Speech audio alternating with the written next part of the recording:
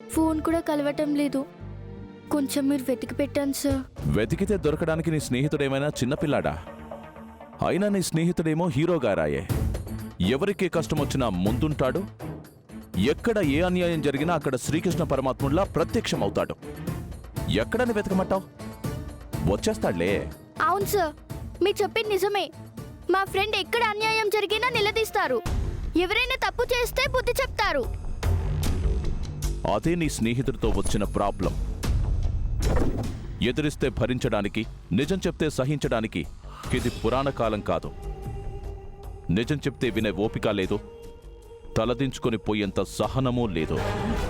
ఎవరి విషయంలోనో అనవసరంగా వేలు పెట్టుంటాడు. ఏదో అయ్యుంటుంది. మా ఫ్రెండ్కి ఏమీ కాదు. చూడమ్మా, పోలీస్ అని కూడా చూడకుండా గన్తో బెదిరించే ఆవేశం నీ స్నేహితుడిది. నా స్టేషన్లో నా మీదే చేయి చేసుకున్నా అవమానించినా ఊరుకోవడానికి నాలా అందరూ మంచివాళ్ళు ఉండొద్దు.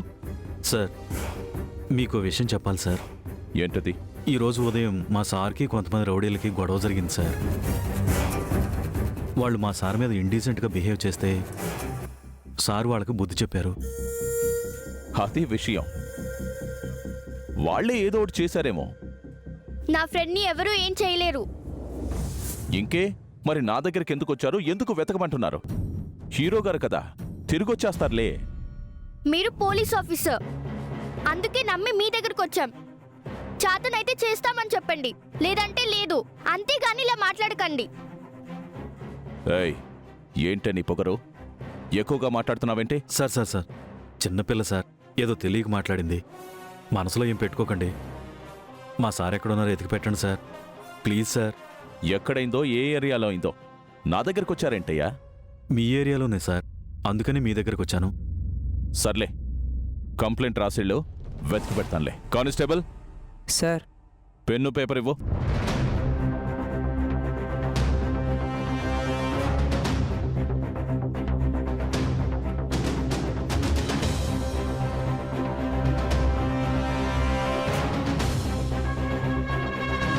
సార్,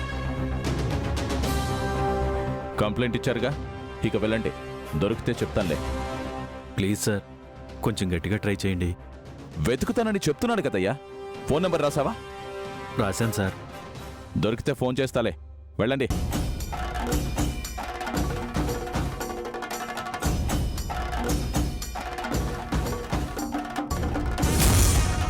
వాడు రాడు, తిరిగి రాని లోకాలకు వెళ్ళిపోయాడు.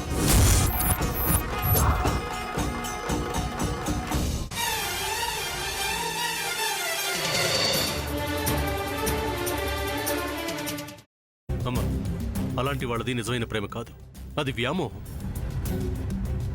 ఎగ్జాక్ట్లీ చిన్నత్త, నిజంగా ప్రేమించుకున్న వాళ్ళు అలా చేయరు.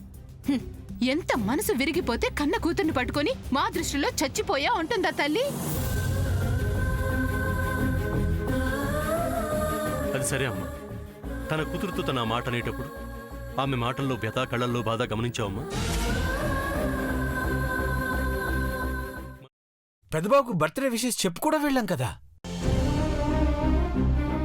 ఊరికే ఎలా కాలిపోతుంది? మంట పెడితేనో పడితేనో తగలబడుతుంది.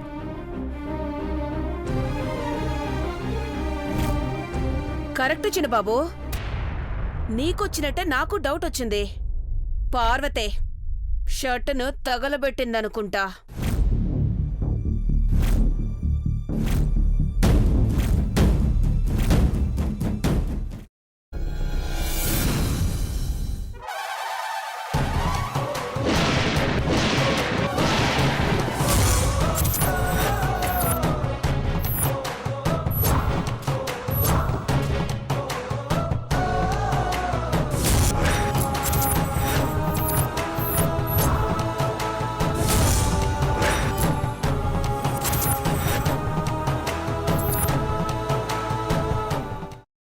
కున్న తర్వాత పొట్టు తీసేసి చాప్ చేసి పక్కన పెట్టుకోవాలి.